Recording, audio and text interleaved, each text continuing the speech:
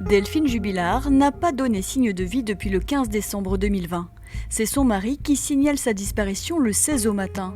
Parent de 2 enfants âgés de 6 ans et 18 mois, le couple était, semble-t-il, en instance de divorce. Rapidement, des recherches sont effectuées autour de leur domicile. Pendant que les plongeurs sondent les lacs, des gendarmes explorent les bois, appuyés par des moyens aériens. Les camarades qui sont au sol ont couvert une certaine zone.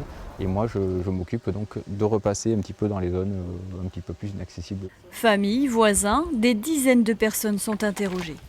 Vous la connaissiez ou pas cette dame? Pas du tout. Est-ce que vous l'auriez éventuellement vue parce qu'elle se promène régulièrement avec ses chiens dans le secteur?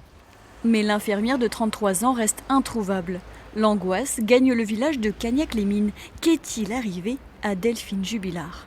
Ce qui est certain, c'est que pour mes clients, l'hypothèse d'une disparition volontaire, que ce soit un départ ou qu'elle ait mis fin à ses jours, est du domaine de l'invraisemblable. C'était tout à fait impossible que Delphine Jubilard décide de disparaître ainsi. Une information judiciaire pour arrestation, enlèvement, détention ou séquestration est ouverte par le parquet de Toulouse.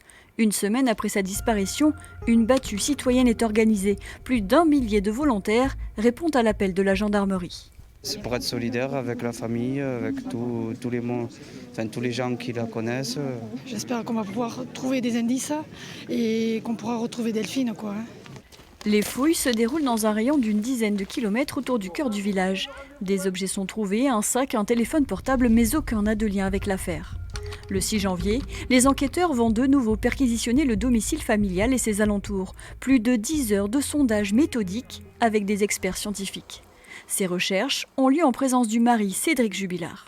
On a demandé à M. Jubilard d'être présent lors de ces investigations parce qu'à mon sens, la loi le commande, tout simplement.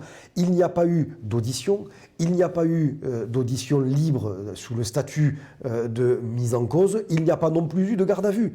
À partir de ce moment-là, sa présence, elle était simplement commandée par la procédure.